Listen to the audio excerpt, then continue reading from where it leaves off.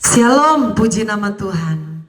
Sebelum saya masuk dalam perenungan firman Tuhan, saya mengucapkan terima kasih yang sebesar-besarnya kepada semua penonton yang selalu setia menonton siaran khotbah pelayanan firman lewat channel YouTube ini. Doa kami dari Jayapura, Papua, Tuhan Yesus memberkati saudara sekalian.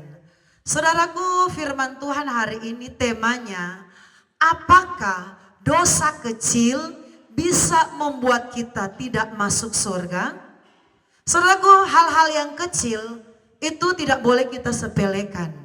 Pelanggaran yang kecil, dosa yang kita anggap biasa, tidak boleh kita anggap remeh. Karena Alkitab menjelaskan, Alkitab menerangkan bagaimana dosa yang kecil bisa berdampak besar. Kesalahan pelanggaran yang kita anggap itu biasa ternyata bisa berdampak sampai kepada hidup yang kekal. Luar biasa. Jadi mari kita akan belajar firman Tuhan atau kita akan melihat firman Tuhan di hari ini yang terdapat di dalam kitab 1 Yohanes pasal yang ketiga ayat yang ke-15. 1 Yohanes 3 ayat 15. Setiap orang yang membenci saudaranya adalah seorang pembunuh manusia, dan kamu tahu bahwa tidak ada seorang pembunuh yang tetap memiliki hidup yang kekal di dalam dirinya. Saudaraku, kalau kita perhatikan ayat ini, di situ menjelaskan bahwa tentang membenci. Membenci itu banyak kali kita anggap itu cuma hal yang biasa. Amin. Membenci itu banyak kali kita berpandangan, itu kan cuma membenci, cuma hal yang sederhana, cuma dosa yang di ujung kuku. Saya kan cuma benci dia, kalau saya lihat dia, memang saya benci. Kalau saya mau lihat mukanya, hati ini panas. Saudaraku, inilah yang namanya membenci. Inilah yang namanya, saudaraku, dosa yang dianggap kecil. Membenci itu kan kalau kita mau artikan sederhana, itu kan ada di hati kita. Amin. Dosa membenci itu awalnya itu ada di dalam hati dan pikiran kita. Tidak langsung disertai dengan perbuatan. Membenci itu dosa yang ada di hati dan pikiran kita yang belum langsung kita lakukan. Belum disertai dengan perbuatan atau yang kita lakukan lewat tangan kita atau lewat kaki kita. Tetapi membenci itu biasanya ada di hati dan pikiran kita. Kalau kita membenci seseorang, itu ada di hati kita. Saya benci dengan ibu yang sana, saya benci dengan bapak yang sana, saya benci dengan pemuda yang sana. Itu awalnya hanyalah di hati dan pikiran kita. Tetapi saudaraku, walaupun menurut kita ini adalah hal yang kecil, dosa yang sepele, tetapi ternyata dampaknya sangat luar biasa. Atau dampaknya itu bukan dampak yang main-main. Alkitab berkata, membenci seseorang itu sudah sama dengan membunuh. Ini Alkitab yang katakan, bukan pandangan kita manusia. Membenci seseorang itu sudah sama dengan kita membunuh. Dan Alkitab menjelaskan bahwa tidak ada orang yang membenci yang akan ada hidup kekal di dalam dirinya. Jadi artinya orang yang punya kebencian di dalam hati dan pikirannya, ada kebencian di dalam dirinya, berarti tidak ada hidup yang kekal. Orang yang membenci di dalam dirinya berarti tidak berhak masuk dalam kerajaan surga yang kekal. Ini dampaknya fatal. Mari saudaraku yang diberkati oleh Tuhan. Tuhan menginginkan, Yesus merindukan bahwa setiap orang percaya tidak ada yang binasa. Setiap orang percaya memperoleh hidup yang kekal. Setiap orang percaya boleh berhak masuk dalam surga yang kekal yang sudah disiapkan Tuhan bagi kita. Tetapi di sini mari kita mau berusaha. Kalau mungkin kita pernah marah dengan seseorang, kalau mungkin di hati kita pernah tidak senang dengan seseorang, jangan sampai itu membuat membuat kita benci.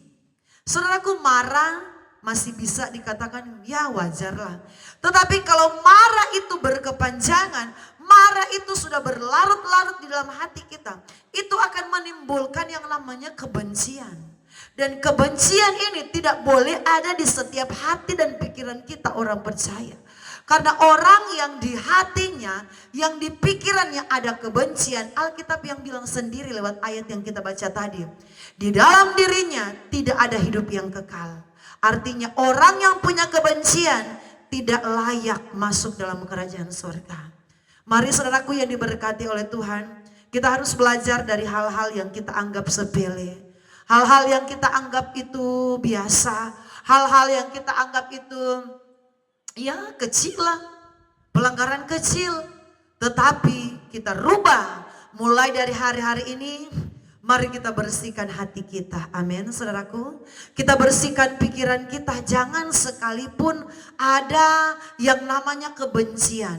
Sekalipun orang yang kita tidak senang ini, orang yang kita boleh dikatakan kita benci, dia adalah orang yang jahat. Sekalipun orang yang kita benci ini adalah orang yang menyakiti hati kita, adalah orang yang banyak berbuat kejahatan dalam hidup kita. Tetapi sebagai pengikut Kristus, Alkitab mau mengajarkan bahwa di hati kita ini harus ada mengasihi. Di hati kita ini harus ada yang namanya mengampuni. Mengampuni, mengampuni lebih sungguh. Tuhan lebih dulu mengampuni kepadaku. Mengampuni, mengampuni lebih sungguh. Saudaraku, supaya kebencian tidak menetap dalam hati kita, supaya kebencian tidak tinggal di dalam pikiran kita, kita harus punya hati yang mengampuni. Mengapa kita bisa benci dengan seseorang? Pasti ada alasannya. Dia itu bikin jengkel, dia itu selalu berbuat jahat, dia itu menyakiti hati saya, dia itu orangnya begini, begitu, pasti ada alasannya. Tetapi sebagai pengikut Kristus, Tuhan mau ingatkan kita, mari kita belajar mengampuni. Mengampuni, mengikhlaskan orang-orang yang berbuat jahat kepada kita. Sehingga di hati kita ini hati yang bersih, amin. Hati kita ini hati yang steril. Kebencian sedikit apapun tidak menetap di hati kita. Tetapi hati yang mengasihi, supaya hidup yang kekal menjadi bagian kita. Hidup yang abadi menjadi bagian kita. Karena apa? Di kerajaan surga yang kekal itu tidak ada noda dosa sedikit pun. Jadi kalau kita mau berusaha, semakin hari semakin baik, saya percaya Roh Kudus adalah penolong. Dia yang akan menyempurnakan hidup kita, amin. Kita nggak akan mampu hidup sempurna. Setiap manusia nggak akan mampu hidup sempurna.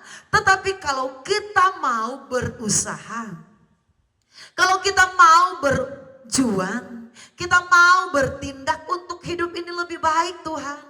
Rasa kebencian tidak ada lagi, akar pahit tidak ada lagi. Kita mau berusaha buang hal itu dalam hidup kita. Roh Kuduslah yang akan menyempurnakan hidup kita. Manusia tidak ada yang sempurna, tetapi kalau kita mau berjuang untuk sempurna, Roh Kudus penolong yang sejati akan menyempurnakan hidup kita semakin hari semakin indah dan berkenan di hadapan Tuhan.